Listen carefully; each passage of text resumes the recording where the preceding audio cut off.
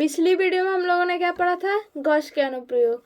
और sorry video नहीं डाली थी क्योंकि घर पे कोई फंक्शन था, इसलिए अब से डेली आप लोगों को वीडियो मिलती जाएगी जो मोस्ट इम्पोर्टेंट टॉपिक है। ये मत सोचिएगा कि मैं डेली टॉपिक इम्पोर्टेंट टॉपिक बस डालूंगी, ऐसे ऐसे टॉपिक नहीं डालूंगी क्योंकि टाइम वेस्ट नहीं होगा, क्योंकि डेट आ गई है एग्ज़ाम की।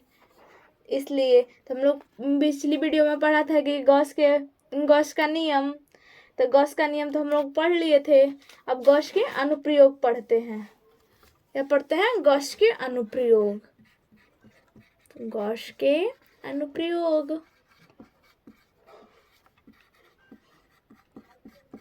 गॉस के अनुप्रयोग। गॉस के अनुप्रयोग में पहला अनुप्रयोग हम लोग पढ़ेंगे, अनंत लंबाई के एक समान आवेशित सीधे तार के निकट वैद्युत क्षेत्र की तीव्रता। मतलब अनंत लंबाई के एक समान, मतलब अनंत लंबाई ऐसी हो गई। और तार तो आप लोग जानते हैं कि खोखला होता है, बीच में तारे मुंह भरे होते हैं। तार के ऊपर प्लास्टिक कवर होता है, तो ऐसे ही ना होता है। तो इसके बीच में हम लोग क्या पढ़ेंगे, वैद्युत क्षेत्र की तीव्रता। डायग्राम अगर गलत बने तो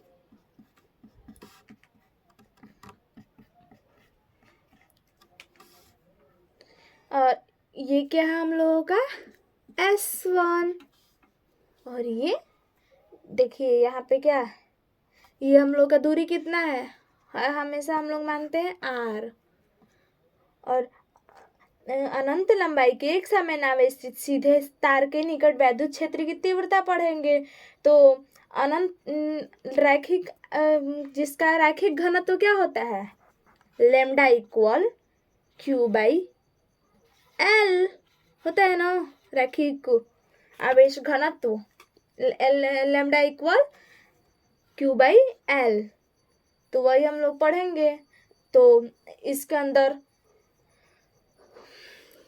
यहाँ से यहाँ तक की लंबाई कितनी होगी, L।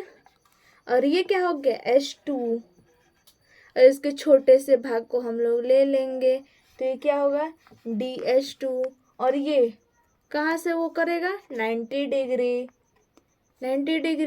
और यहाँ पे क्या होगा, वैद्युत क्षेत्र की तीव्रता E। और यहाँ पे भी हम लोग छोटा सा एक भाग ले लेते हैं इसके त्रिज्या के अंदर। ये भी कितना, 90 डिग्री के ऊपर ओपन कोण बनाएगा, 90 डिग्री। ये क्या हो गया, DS1। और इसका छोटा सा एक क्षेत्रफल ले लेते हैं यहाँ पे, जहाँ पे हम लोग क्या लेंगे, तो ये हो गया सीधे में P, मतलब सेंट पोल है ये। और ये वैद्युत क्षेत्र तीव्रता E। और ये छोटा सा भाग है DA, पृष्ठ का वक्रीय पृष्ठ, मतलब मीन्स के छोटा सा घनत्व का वक्रीय पृष्ठ है वो। तो वीडियो डायग्राम तो समझ में आ गया। और डायग्राम के बाद हम सॉल्यूशन देखते हैं कि सॉल्यूशन, इससे पहले मैं समझा देती हूँ लैंग्वेज कैसे लिखना है, आप लोग खुद से लिख लीजिएगा।